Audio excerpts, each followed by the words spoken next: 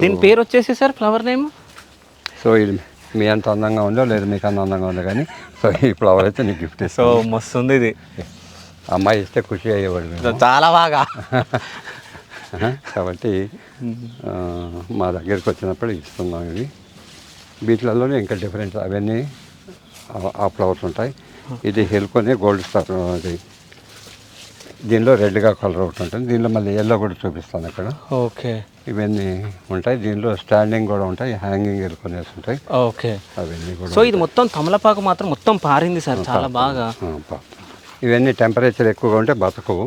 Okay, so ఇప్పుడు ఎంత hot కాంబినేషన్లో కూడా చూడు, ఇదొక వెరైటీ. ఓకే, సేమ్లోనే ఇదొక వెరైటీ ఉంటుంది. ఓకే, రెండు రకాలు ఉంటాయి.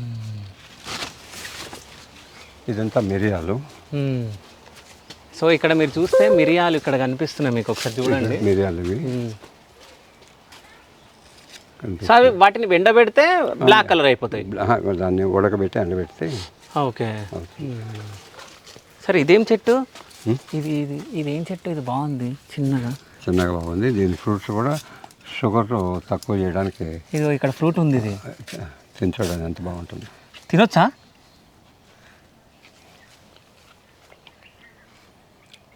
బాగుంది.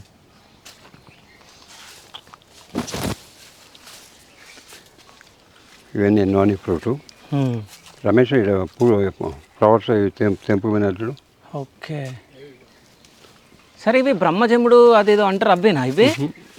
నోని ఫ్రూట్. ఓకే, ఫ్లవర్ చూడ ఎలా ఉంటుంది. ఓకే,